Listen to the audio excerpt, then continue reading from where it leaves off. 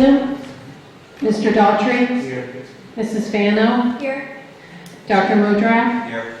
Mr. O'Brien. Here. Mr. Rappaport. Here. Ms. Zuckerman. Here. Mr. Palma. Here. Mr. Grau. Here. Mr. Arena. Mr. Gudemella.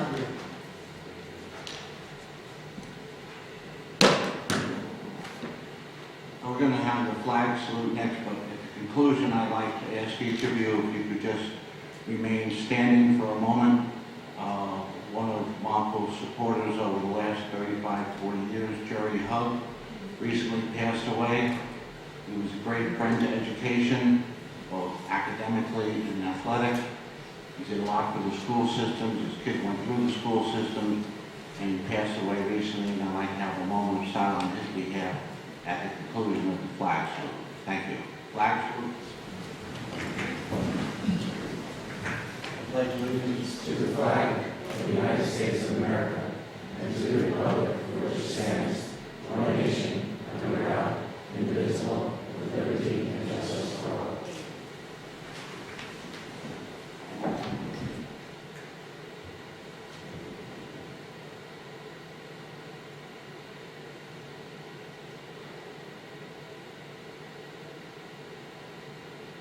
Thank you very much.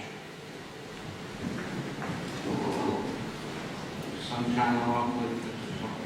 The New Jersey Open Public Meeting Law was enacted to ensure the right of the public and to have advance notice of to attend the meetings of public bodies at which any business affecting their interest is discussed or acted upon.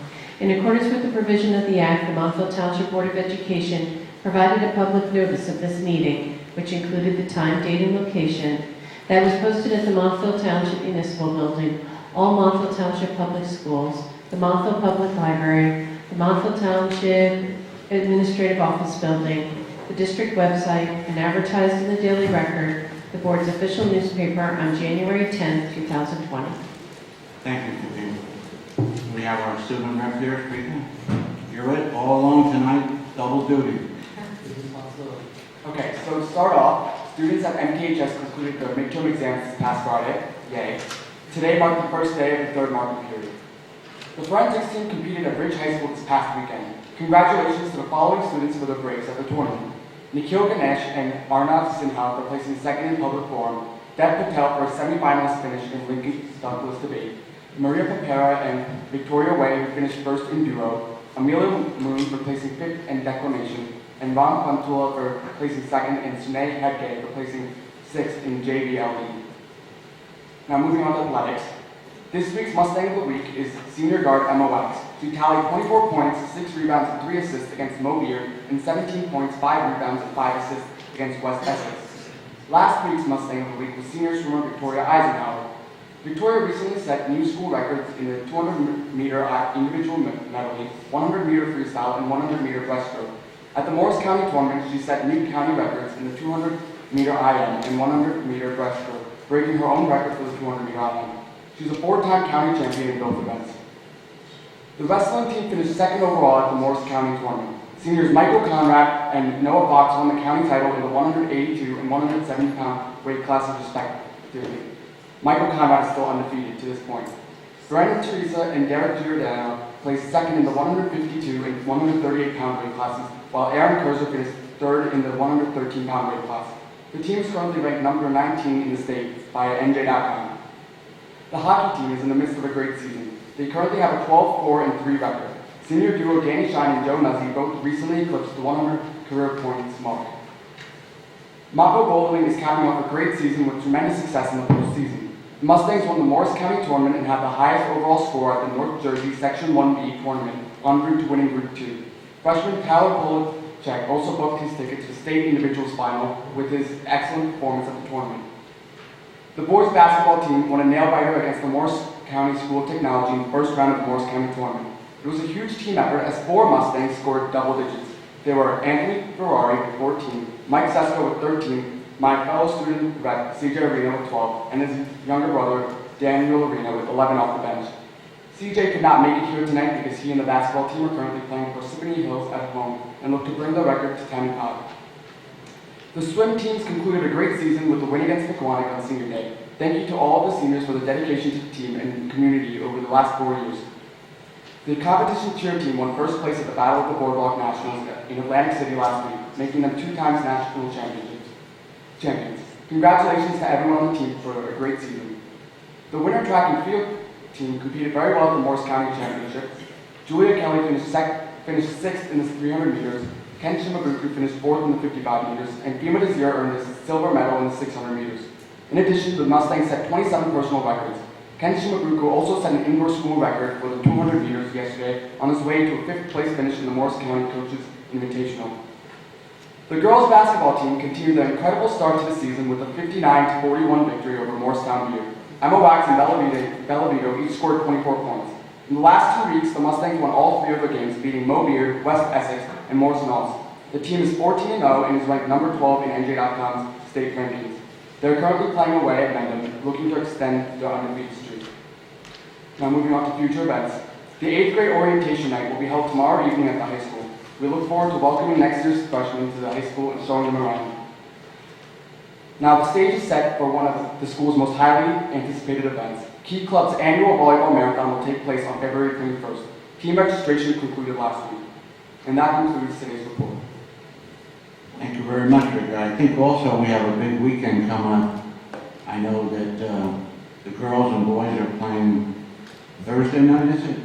And then the boys are playing Saturday and the girls also in basketball. And the wrestling team, as you indicated, is coming second in the county tournament with the #1 public school system in the county for a tournament that was won by a private school. Thank you very much. We've got a lot happening. And thank you for getting us updated. Do we have any questions? Thank you very much. You're welcome to go back and watch the ball game if you want, or you can stay and listen to this wonderful Board of Ed meeting. Go ahead. Thank you very much. Dr. Rotar, Superintendent's report. Okay, just a couple of remarks before we get into our presentations for this evening.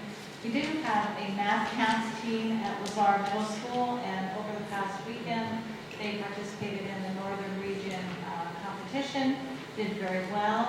One of our students, Jason Now, was 3rd place overall, and the team took 2nd place overall. So they'll be advancing to the state competition, and we wish them well. Last week on Friday, the Character.org announced their selections for New Jersey School of Character for the year, and we have 2 schools that received that honor, Hilldale and Valley View. We're extremely proud of them. Also proud of the fact that we now have 5, all of our elementary schools have become state school of character, and Hilldale and Valley View will now move on to be considered for National School of Character. So that's quite an accomplishment. It's a very rigorous process, and we're very proud of them. Would you please, before you move on, would you please send a letter of congratulations on behalf of the board to each of those schools, the 2 that were recipients this year, congratulating them. It is unique for any public school system to have all of its elementary schools with a school of character. Thank you very much, Dr. Rotar, and I know you have the rest of your agenda now. Yes, so our first presentation this evening is an Eagle Scout recognition for Michael Benno. Michael, we do have, come on up, we have a resolution that Mr. Brown will present to you. We thank you for your work on the nature trail that you did. It's wonderful. So I will present the resolution to you.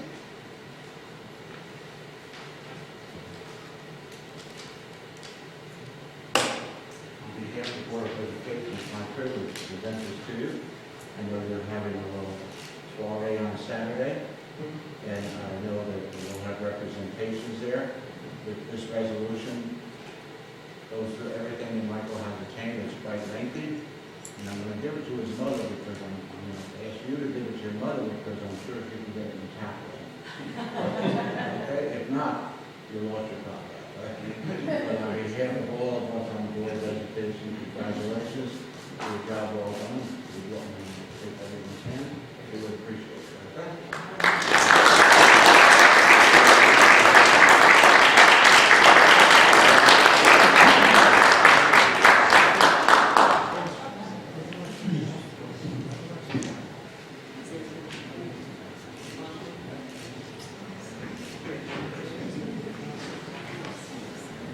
And I guess we should congratulate Michael's family, his mom and dad. I guess, are you his brother out there? Congratulations to the family. It's a great accomplishment that Michael has, and we'll all like to celebrate a wonderful occasion with you. Thank you so much.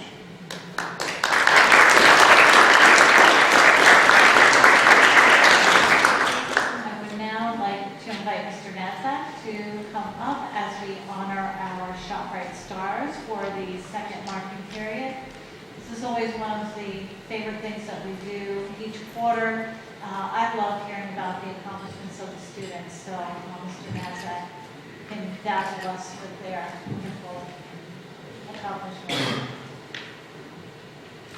Good evening. I'm happy to be here to present the ShopRite Stars for our second marking period. These stars were nominated by our faculty members in one of 5 different categories, and the winners were selected by the administrative committee.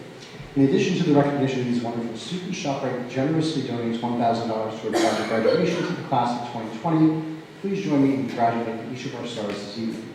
In the field of academics, congratulations to Ryan Drack.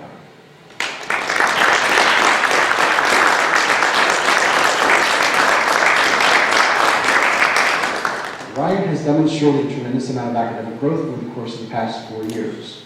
Ryan began his freshman year enrolled in 4 honors level classes and began his senior year taking 4 AP level classes.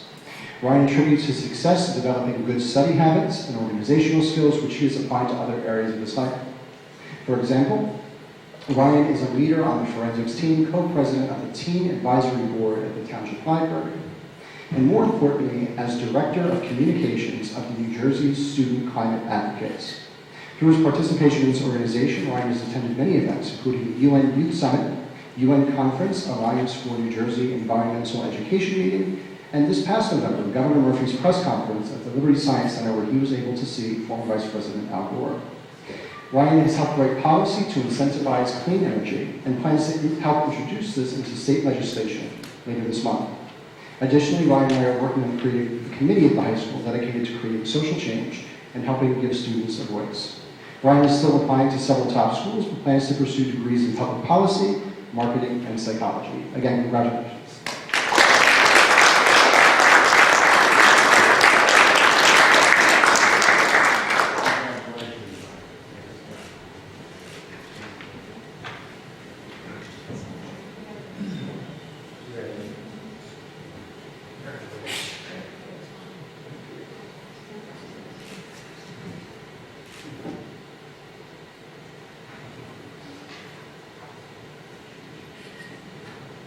In the field of athletics, congratulations to Michael Conrad.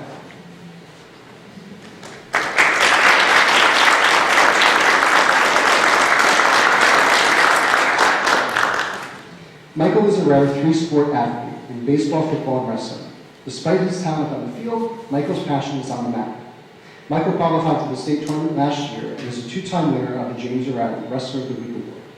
So this year, with a record of 25-0, Michael is the Morris Knowles Tournament Champion, Leonard P. Valley Tournament Champion, Sam County Tournament Champion, and Morris County Tournament Champion. Michael has also served as an outstanding role model for younger athletes. He mentors members of the Broncos youth wrestling and football leagues. Despite the athletic accolades, the first word that comes to my mind when thinking about Michael is humble, and he regularly gives back to the community through offering assistance at the Michelle Sullivan Fund Tournament, Montville Duels Tournament, St. Pius Homeless Bus, and Morris Habitat for Humanity. Most impressively, Michael was able to do all of this while maintaining good grades, and for the first time in his high school career, taking an AP level class during his senior year. Michael was committed to wrestle at the Stevens Institute of Technology in the fall and plans to explore his interest in engineering. Again, congratulations.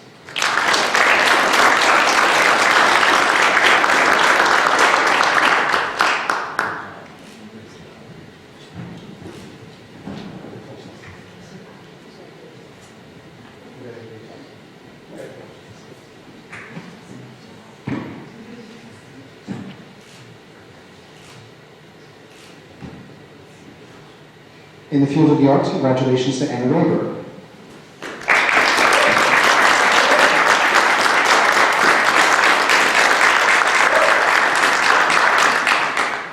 Anna was nominated for this award because of the impact she has had on our music program in the course of the past 4 years.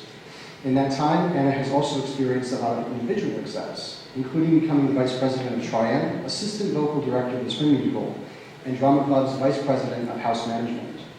In addition, Anna has been a member of the New Jersey Mixed Chorus for the past 2 years and was selected to the Regents Choir each of her 4 years of MTHS. She's been top 15 in her section every year and top 5 for the past 3 years. Most recently, Anna was selected as the recipient of the New Jersey Governor's Award in Arts Education, an honor bestowed upon only 4 students statewide.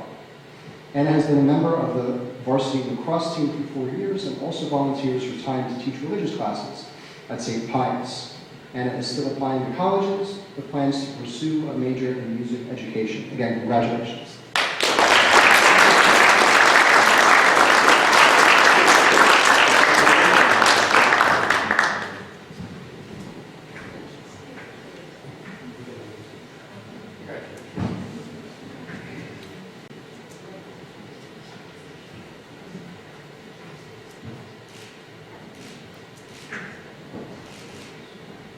In the field of community service, congratulations to Stefan Krishna.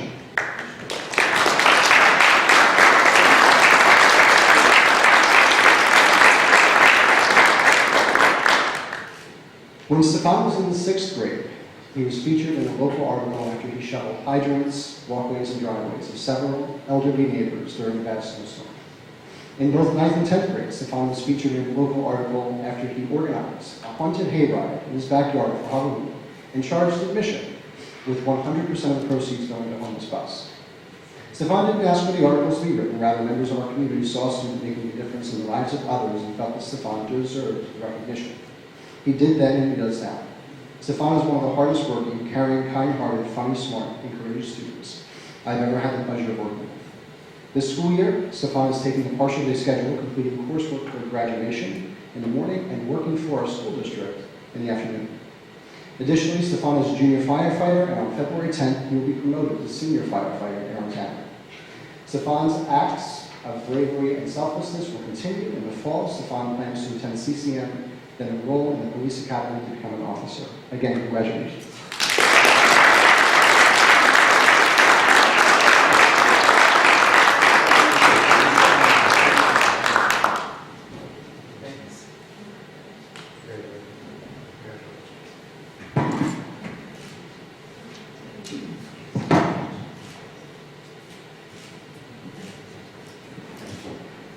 In the field of leadership, congratulations to Emily Mosky.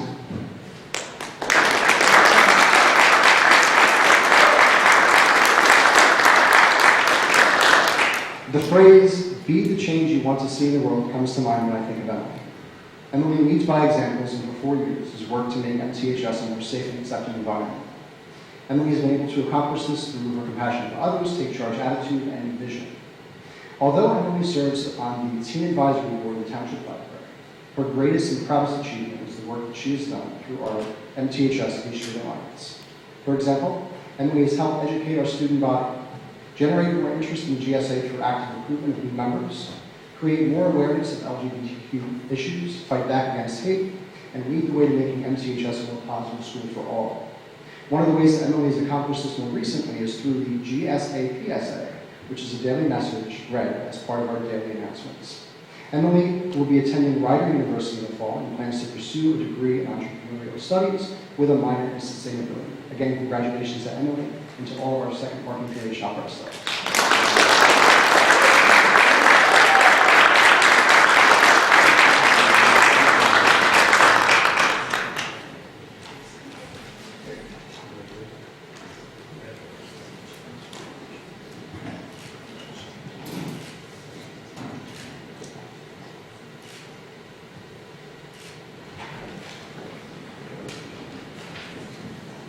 And now you'd like a picture? I would.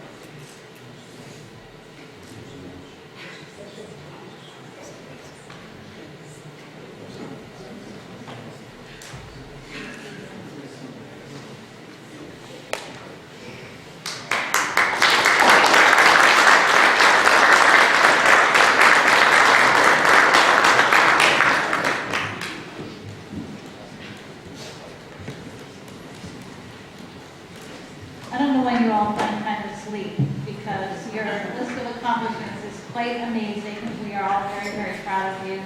And we thank you for the wonderful contributions that you've made to Montville Township High School and to the greater community. It really is quite admirable.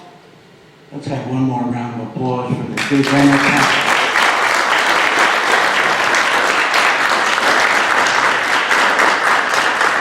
Great job to all of the 5 youngsters, and good luck in the future.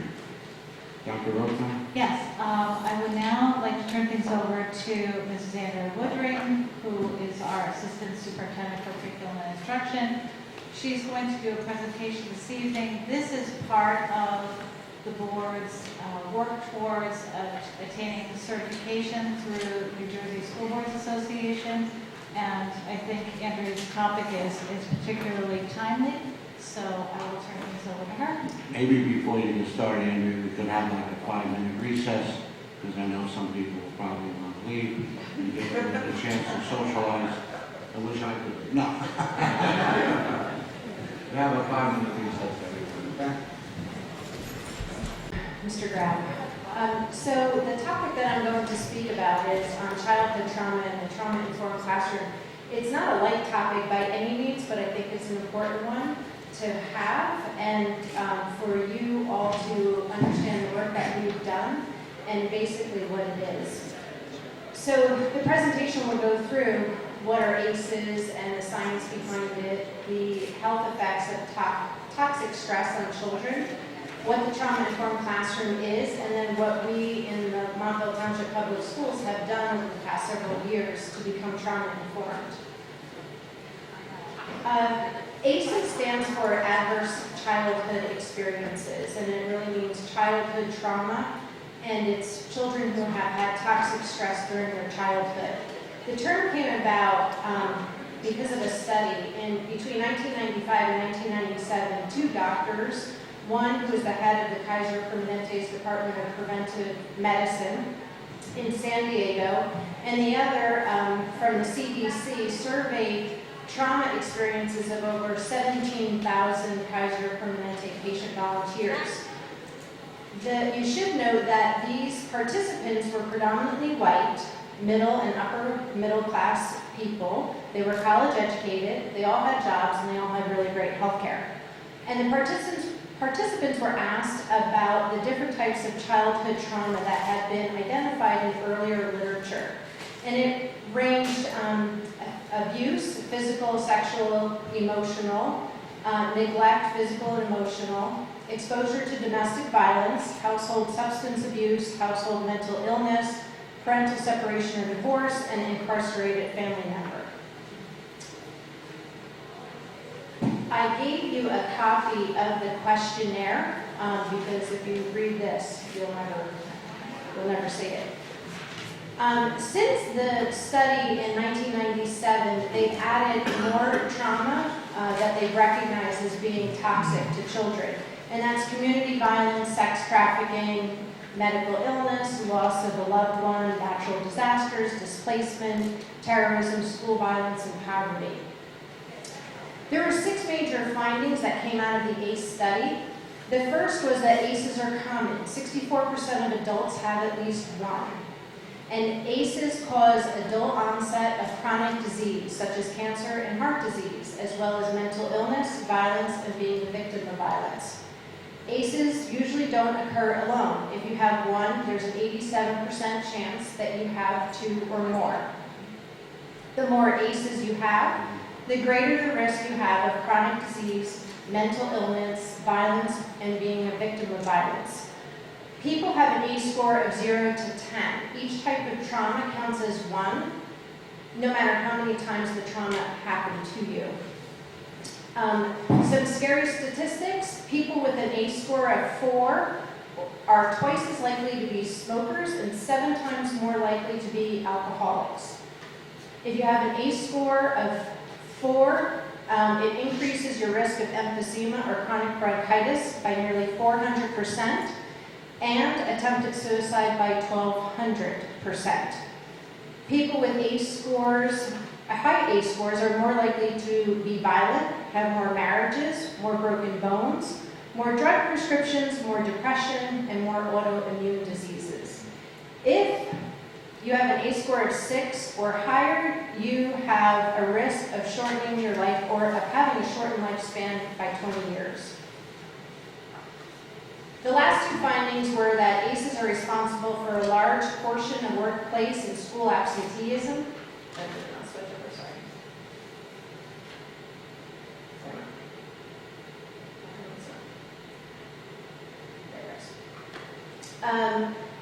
Costs in healthcare, emergency response, and criminal justice. Childhood adversity contributes to most of our major chronic health, mental health, economic health, and social health issues. On a population level, it doesn't matter which 4 ACEs a person has, the harmful consequences are the same. The brain cannot distinguish between the different types of toxic stress, it's just all toxic. I added this hyperlink by Dr. Nadine Burke-Harris. This is a TED Talk that she did. It's 13 minutes long, so we're not going to go through it today, but if you get a chance, and this presentation will be on our website, I suggest that you hear what she has to say about this. So what's the science? Basically, brain science shows that in the absence of protective factors, toxic stress damages children's developing brains. The stress response in our body is our body's natural response to stressful events. The brain becomes aware of a potential threat and sends signals to our body to prepare to fight, flee, or freeze. In turn, our body produces a number of stress hormones and neurotransmitters that increase our heart rate, our respiratory rate, rev up the immune system, and prepare the mind and muscles to take action.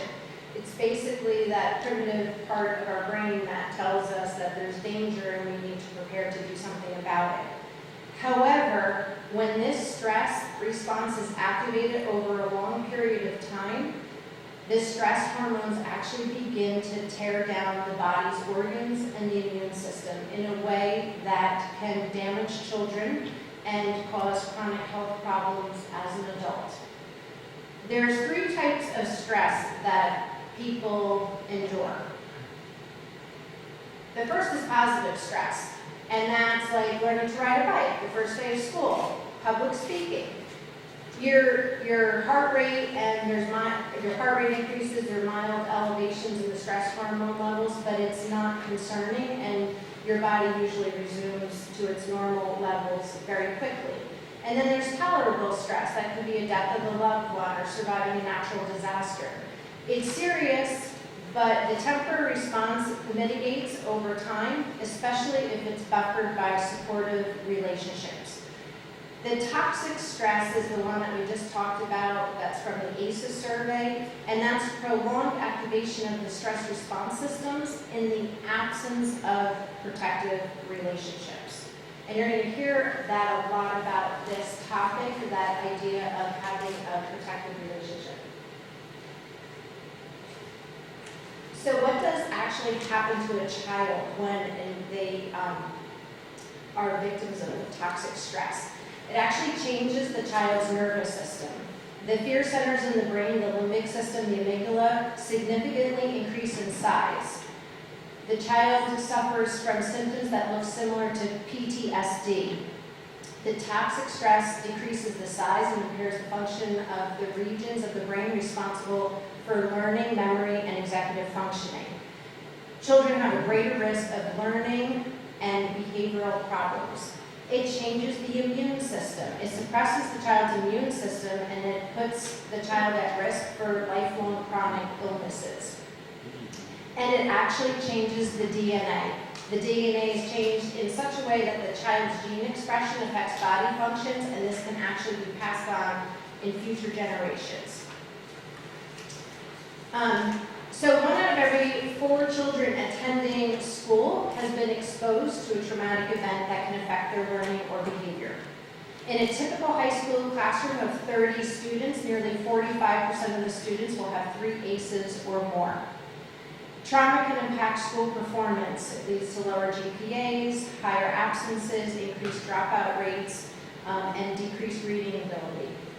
And chronic exposure to traumatic events over a child's lifetime in early years can adversely affect their attention, memory, and cognition, their ability to focus, and they may have difficulty problem solving, planning, and they become frustrated and anxious easily. Traumatized children may also experience physical and emotional distress. They get headaches and stomach aches. They have intrusive thoughts. They have nightmares and interrupted sleep.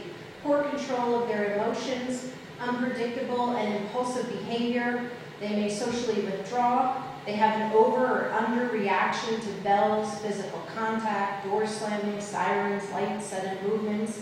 And they have intense reactions. If they think somebody's violating their personal space, they're going to think, what are you doing? They might blow up if an authority figure tries to correct them. They'll fight when they believe they're being criticized or teased, and they have a difficult time with transitions and change. That's heavy stuff, and that doesn't sound very good, but the one great thing is that our brain has the ability to change. So research indicates that ACEs does not necessarily need to be a life sentence for a child, and it does not have to determine their future. Neuroplasticity, the brain's ability to change based on experiences, is a wonderful thing, and with repetitious positive experiences, a student with ACEs can learn how to change and adapt and acquire coping skills that will help them through this. So what can we do as educators? There is no more effective neurobiological intervention than a safe relationship. So how can schools help? The first thing is that we approach it that we support all kids. We don't need to know the kids who have ACEs of 4 or more, or even 3. We don't need to single them out. We need to change the dynamic and the culture, norms, practices in our schools, and create a safe and supportive learning environment for every student that's in our hallways and in our classrooms. We can promote social and emotional skills that underlie positive development for all children. We foster the kinds of caring, supportive relationships that help students with resiliency. We support their physical and mental health needs, and we reduce practices that may re-traumatize students. So what is resilience? It's a key part in the trauma-informed classroom and understanding childhood trauma. The Harbor Center on the Developing Child says the essence of resilience is a positive, adaptive response in the face of significant adversity. Resilience can help people with ACEs overcome them. Children, as we know, are resilient, and with positive learning environments, they grow, they learn, they succeed, they thrive. It's up to us to provide them with a safe, predictable, consistent relationship that helps bring their brains back to regulations and begins to change that brain. I thought this was a great visual. Resiliency, when you bend with the wind but don't break in the storm. And that's what we're trying to teach our children. So in schools, they talk about several factors that we can do. Create an organized and well-structured environment that is consistent, with consistent routines and expectations. Help the children with coping skills, and help them learn how to regulate their emotions and behaviors, and how to pause and consider multiple options before acting. Provide them with these rich relationships where they have this stable, supporting adult in their life. It's better if they have more than one, but one is good, a good start. Provide them with a sense of self-efficacy, that they actually believe, because we believe in them, that they can handle difficult situations. And assist them in developing a realistic and positive self-image and helping them to manage the stressors and adversity in their life. The other thing is remembering that learning is stressful and making sure that we don't we're not too rigorous or we're not too far above that they can learn these new behaviors without getting overwhelmed and giving up before they even begin. And the last thing that's really important to this is being aware of their cultural identity and their religious affiliations. Students need to feel that they belong and that what they believe in is important. So very quickly, there's 3 characteristics of the trauma-informed classroom. Predictability. Children like schedules, like routines. They like it when it's consistent and concise. Morning meetings, especially at the elementary school, help teachers to do that in their classroom. A safe relationship and opportunities for engagement. They like to feel connected when classrooms have their own rules and celebrations and handshakes and greetings and goodbyes and welcomes. That's a great thing for students. And the last is opportunities for regulation. Brain breaks, mindfulness breaks, a calming space if children become dysregulated and just need a place to decompress and get their bearings. And then visual supports, so that they know where they can go to feel safe again. The key to understanding children with ACEs in the classroom is to understand that they get into crisis very quickly, more so than a typical child. They usually stay in that agitation or tension stage, and it's not always easy to find out what triggers them. When they peak or when they're in crisis, that's when their behavior is poorly controlled, their thinking becomes unclear. If you want to relate it to your own life, think about when you've gotten into a fight with somebody, you've had road rage, all logic and reasoning goes out the door, your language usually gets worse, your reactions are not what you would normally do. That's what happens with these children when they're in there. As a lot of people use the visual that they flip their lid and you're working with the amygdala, which is that fight, flight, freeze part of the brain. There's no reasoning or rational thoughts. It takes a teacher or somebody who can help the child de-escalate and recover before any kind of executive functioning returns. When children are in that stage, they need to have somebody who can calm them. And I heard this at a conference, only a calm brain can calm a brain. So if the adult is dysregulated and gets caught up in the conflict cycle with the child, then really nobody's going to go anywhere until everybody calms down. The adult needs to help the child regulate and move from reaction to responding. And that they can do through modeling respectful relationships, listening to the child, even if they don't necessarily agree with what the child's saying. And then once they are regulated again and they've de-escalated, to teach them a better way to maybe handle a situation in the future. One of the things is that this does not give the child a pass for bad behavior. It is a teachable moment where appropriate behaviors and future considerations and situations are talked about. And they're talked about with the child as part of the process and part of the solution. One of the things about children with ACEs is they feel powerless. And powerlessness is associated with trauma, so if we can empower them to be part of the problem solving, then that leads to self-efficacy on their part. The last thing is we need to be, as administrators, we need to be careful of our own educators.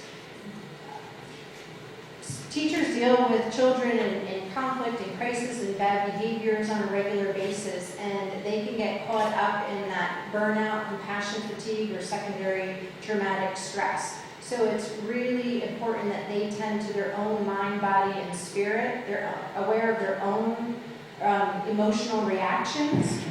They utilize their own regulation strategies, and they don't go it alone. That they have support from administration, their fellow staff members, and they build these collaborative relationships so that everybody's in it together for the good of the students. So Montville, and you just heard that 2 more schools have been added to this list. Years ago, we started with character education, and that actually is a foundational piece for us to do this work. We have also done a commitment through our strategic planning and district goals to become mindful of what our students are undergoing and to implement programs and strategies to help our students reduce stress, anxiety, and depression. And then this year's current district goal goes one step further and talks about those supportive ties that you heard were so important for all of our students, and especially those that have undergone trauma in their life. The next several pages are all the things in the last several years that we have done to work towards becoming trauma informed.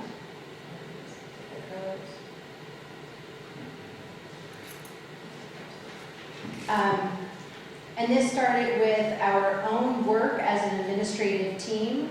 We've used title money, grant money, district money to provide professional development to teachers.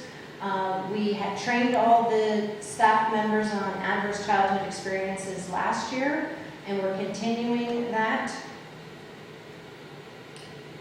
Sorry.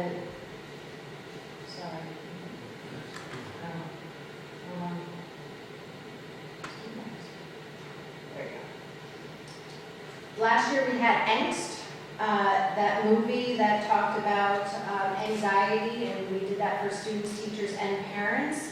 Our school culture and climate teams are working on ways to help new students in our district and new families to our community feel like they belong and have that sense of belonging.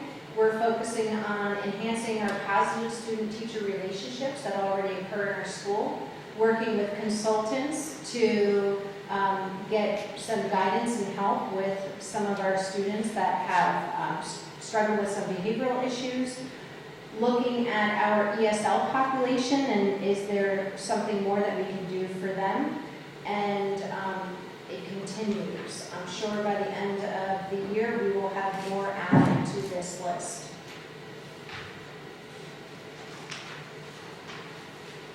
Questions?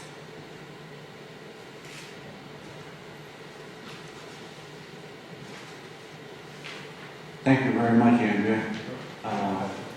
Okay, I'm not going to cut it off yet, Mike. 1 second, okay? I'm very happy because I know the last several years we have really increased our professional growth budget. And I think a lot of that is indicated in your report here along with the various grant programs. And I'm glad that we're able to continue that because this is what getting this education and we can then come back and do the turnkey for our staff is really important. Mike, you had a question? Yeah, this is Use the mic, Mike. the program itself. Does it include interventions for kids that have exhibited high amounts of stress or anxiety and maybe needs a more personal, individualized intervention? It's a case-by-case basis, yes, but we have student assistant counselors, we have school counselors at every school that know the students that they need to be aware of and then make sure that they put in the appropriate interventions to meet their needs and make sure that they are successful in school. I have a question, Julie. Yes. Thank you. This is wonderful. I have 2 questions. Sure. My first is social media and the impact that it has on children who have anxiety, depression, trauma at home. I didn't see anything about that at all. So in March, we are actually having Sergeant Tom Rich.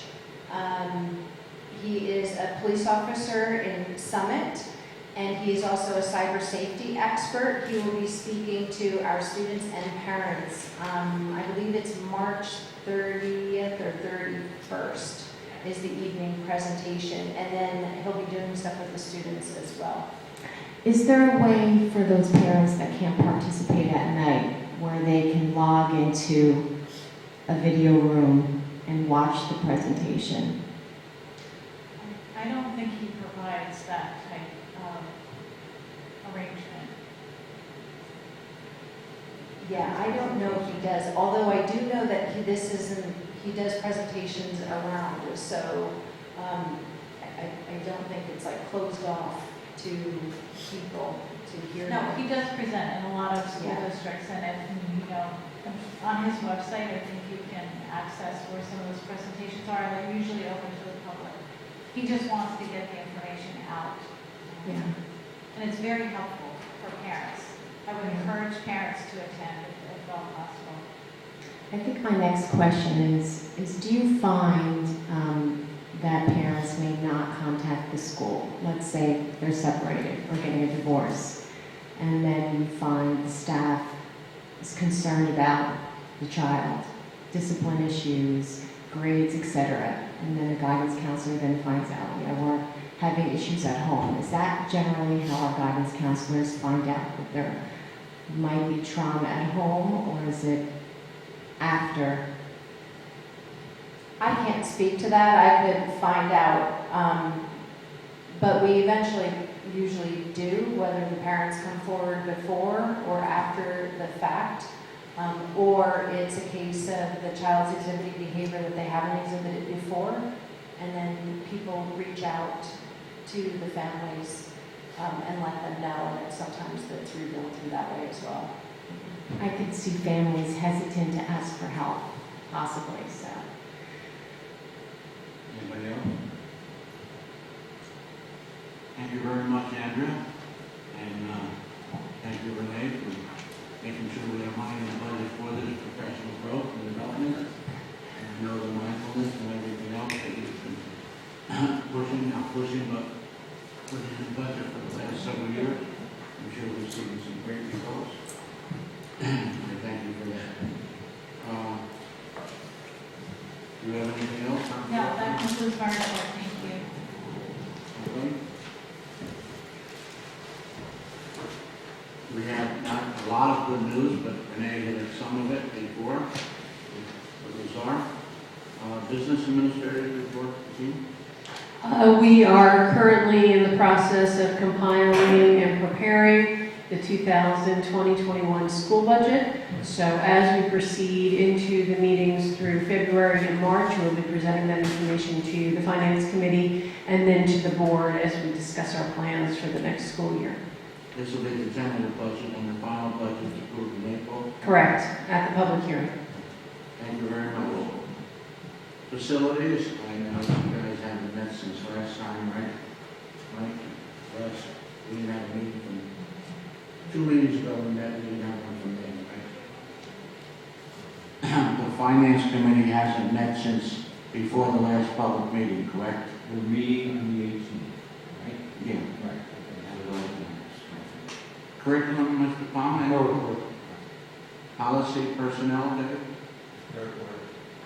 Communication, Michelle? Safety and security, Mike? Okay, I don't have an official report of the meeting, but I would like to just inform members of the board about this. Since I've been appointed chair for this year, I did meet yesterday with Officer McGowan at the high school for some time, and our superintendent was good enough to attend that meeting as well. And at the meeting, I was brought up to speed on a lot of matters, how procedures and practices of the security system, not just in the high school where we met, but in the Czar and other schools as well. It was a very, very informative meeting for me. So there is not, at this point in time, a safety and security meeting scheduled, but our superintendent did inform me that as some new laws are coming into play and will be put into practice in the coming months, we will be scheduling a meeting at an appropriate time to fit with those new procedures that are coming in from that law that is being implemented. Regular policy, regular law. Yes, the committee will meet regarding those matters in the next few months. Thank you. Delegate Karen isn't here this evening, she's on school board business. Morris County, Mr. O'Brien? Well, the main thing that workshop, there is a workshop at the high school this Saturday, being put on by the School Boards Association. I hope some other people are there other than myself. I don't know if it's too late to sign up or not. That's an 8:30 tonight. But it should be very informative. Thank you. Educational services, Mike? Next meeting is February 12th. Thank you. Drug awareness, Mr. Palmer? No report. Athletic groceries, Mike? They do not meet in February. The next meeting will be March the 4th. All right, Cedar Hill, Mike, Karen is here. Hilldale, they have a meeting on the 13th, which I will be at. Valley View, Joe? We had a meeting last Wednesday. Okay. Christine Mason? Yes, their meeting is this Thursday at 7 p.m. Okay. Woodmont, Mike? February 20th. PTC at Lazar, Dave or Michael? Okay. And the high school, Michelle? We met last week. It was a bit of a review meeting because it's immediately followed by the first Share the Keys program, which seems to be a success, and we're looking forward to future programs. The teachers always gave wonderful reports about what was going on in the classrooms in the various subject areas. Talk about what's going on with the midterms and so forth. Other things that were highlighted were upcoming vaping program that's being offered for parents and students. That's next week on February 11th, and I know Mr. Sanford was definitely encouraging parents to go. And also we spoke about tomorrow that they're going to student orientation. PTC is going to be doing a fundraiser soon. I don't have the date here for that. School Rock. I'll get more information. And of course, talking about the volleyball marathon. What's the marathon, 23rd? Yes. Thank you.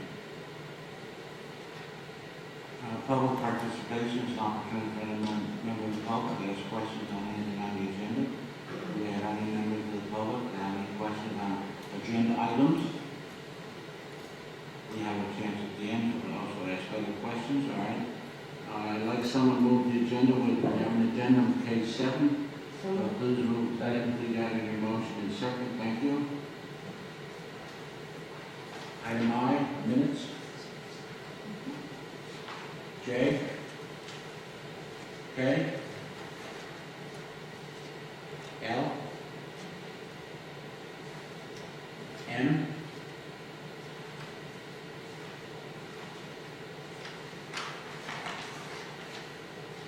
And I think that's it. Some of the items you see on the agenda, we only do on the second meeting of the month. That's why we don't have a bill list at this time, apologies. All right, do we have a roll call on the consent agenda with the agenda, Mrs. Swan, please? Ms. Eckerman? Yes. Mr. O'Brien? Aye. Mr. Daughtry? Yes. Mrs. Fano? Yes. Dr. Modrak? Yes. Mr. Rappaport? Yes. Mr. Palma? Yes. Mr. Grau? Yes. Section Q, old business. Does the board have any old business to discuss at this point? All right. General board comments and new business, section R. All right. Now we go into the opportunity for petitions and hearings of citizens on any non-agenda items. If anyone would like to speak. Please give us your name and address, please. My name Speak is that real close to the mic. It's not that great. My name is Isabella Kruger, and I would just like to thank you. You approved my Women in STEM club that I've been trying to get approved for the high school. This is a great opportunity not only for myself because this would help me achieve my Girl Scout Gold Award, but I'm excited to help get the high school community more excited about science, technology, engineering, mathematics. I have some great activities planned, and I'm excited to see where it goes. So just thank you for approving the club. I'm sorry, I'm having a little problem with my hearing aid, so will one of my, Renee? It's so nice of you to come. We're happy, and Mr. Sanford had recommended to me, and I passed it along to the board, that we authorize the Women in STEM Club. I think it's an exciting idea. But more exciting that you came to see this in action and witness the approval. So we wish you all the best of luck with your endeavor, and also as you proceed on in your objective to attain the Golden Board. So we wish you all the best. Thank you. Thank you very much. Please make sure we get that compliment in the minutes. Charlie, if I can just say a word to Isabella also. Yeah, any other good things? Come on. I just want to say, we have a bunch of really great students at the high school, so many individual achievements. But I think one of the things that really shows a person's character is whether they go into a setting such as you're going into right now in the high school, and you say to yourself, what can I do to leave this in a better place than it was when I got there? And you've seen something you think is important that's going to enhance the school activities and do something for other kids and make Montville High School a better place than it was when you got here. So I commend you for that and thank you for it. Thank you. Thank you, Michael. Thank you, Isabella. Can I just say one quick thing? I've known Isabella my whole life, and I couldn't think of a better person to be doing what she's doing at the high school. Thank you. All right, if there are no other questions, I'll entertain a motion to adjourn. All in favor? Aye. Yes. Thank you.